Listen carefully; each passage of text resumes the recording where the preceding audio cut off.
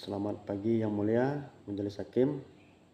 Perkenalkan, nama saya Lisius Tudor Saju, bertindak sebagai kuasa hukum dari penggugat berdasarkan surat kuasa khusus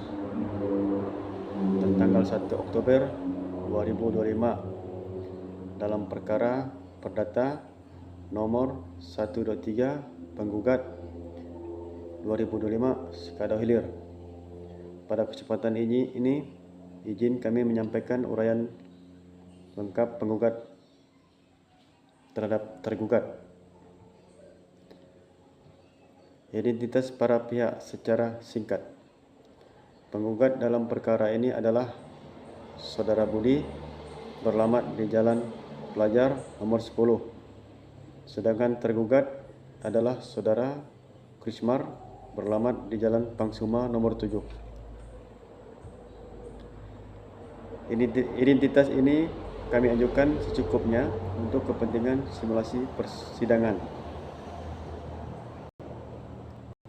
Uraian duduk perkara.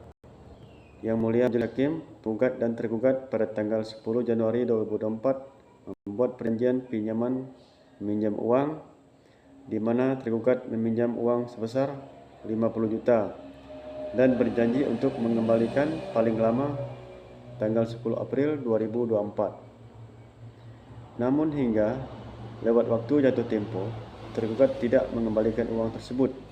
Penggugat telah melakukan penagihan secara baik sebanyak 3 kali, namun tergugat tidak melaksanakan hak dan kewajibannya.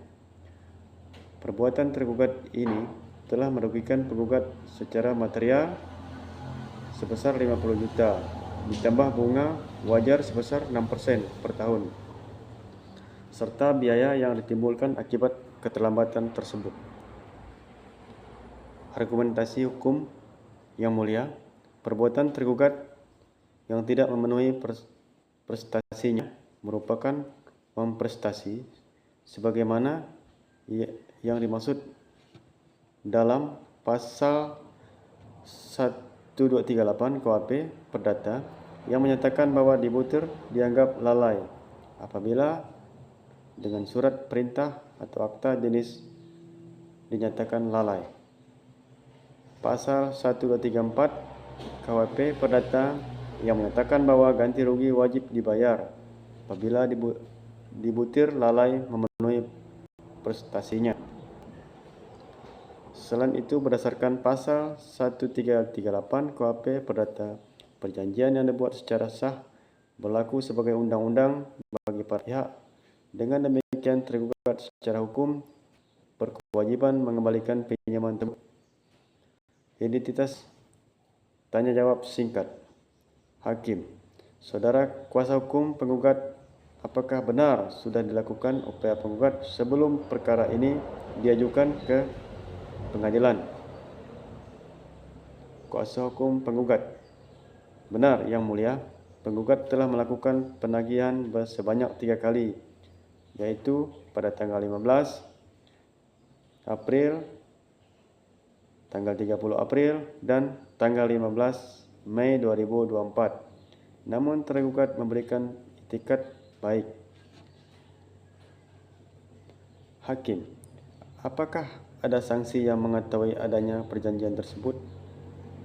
Kuasa hukum, ada Yang Mulia, yaitu Saudara Chandra yang hadir sebagai saksi. Beliau mengetahui proses penyerahan uang dan kesepakatan jatuh tempo. Tanya kepada saksi. Simulasi.